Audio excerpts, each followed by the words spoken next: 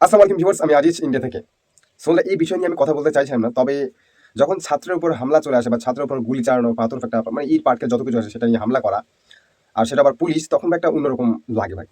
আপনারা অনেকেই জানেন যে বাংলাদেশের মধ্যে এখন কিন্তু ভাই একটা মানে খুবই মানে বলতে গেলে খুবই একটা খারাপ দিক, যেখানে কোঠা আন্দোলন নিয়ে বড় একটা মানে একটা গন্ডগোল সৃষ্টি হয়েছে। যেমন ছাত্রের উপর হামলা, আর ছাত্ররা পুলিশের উপর হামলা।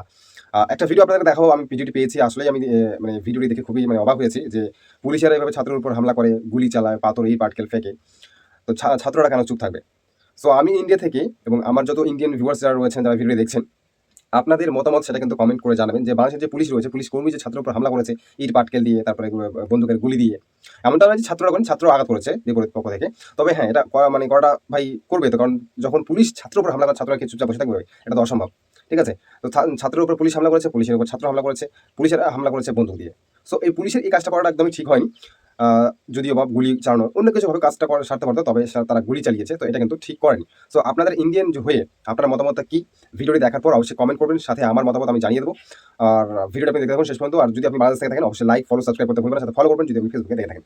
সো চলুন এই ভিডিওটি একটু দেখে আসি, দুঃখজনক ভিডিওটি, যেখানে পুলিশের উপর সরি ছাত্রের উপর পুলিশ হামলা করেছে গুলি দিয়ে, ইট পাটকেল দিয়ে, সাথে ছাত্ররাও কিছুটাও করেছে, মানে কিছুটা বলতে কি মানে তারাও কিন্তু ইট পাটকেল দিয়ে করেছে, তাদের কাছে তো বন্দুক নেই। সো তারাও কিন্তু হামলা করেছে, এবং ইতিমধ্যে অনেক ছাত্র কিন্তু আহত হয়েছে, নিহত মানে মারা গিয়ে অনেক ছাত্র কিন্তু মারাও গিয়েছে এই হামলাতে। ঠিক আছে, চলুন প্রথমত ভিডিও দেখে আসি।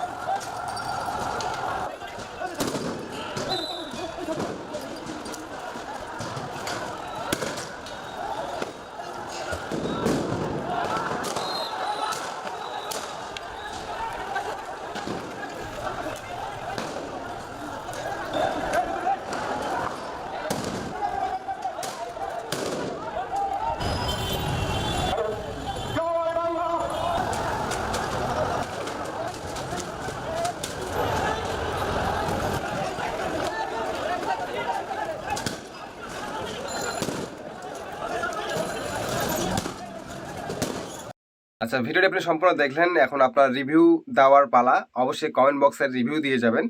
আপনি যদি বাংলাদেশ থেকে থাকেন, বাংলাদেশ থেকে দেখে থাকেন, তারপরে আপনি রিভিউ দেবেন যে আপনি কোন পক্ষের, পুলিশ পক্ষের নাকি ছাত্র পক্ষের।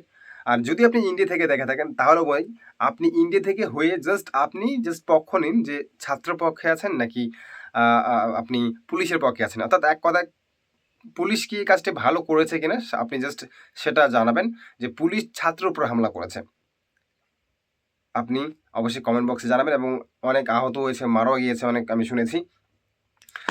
প্রতিনিয়ত নিউজ চলছে রানিং। সো অবশ্যই আপনার কমেন্ট মোতাবেক আপনি আপনার কমেন্টে জানাবেন। আমার কমেন্ট হিসাবে আমি যেটা বলতে চাই, একদম বাজে পরিস্থিতিতে পুলিশে এই কাজটা করা একদমই ঠিক হয়নি। যদিও এটা হয়তোবা বড় জায়গা থেকে তাদের হাত রয়েছে যে ভাই চালিয়ে যাও, এটা কিন্তু করা ঠিক নয়। তো পুলিশ মানে পারমিশন পেয়েছে বলেই তারা কিন্তু এই কাজটা চালু করেছে। এবং ইতিমধ্যে শুনলাম যে ট্রেন ভাঙাচোরা হয়েছে, অনেক কিছু মানে অনেক কিছু আর কি, মেট্রো ট্রেন। সো খুবই দুঃখজনক বিষয় বাংলাদেশের জন্য।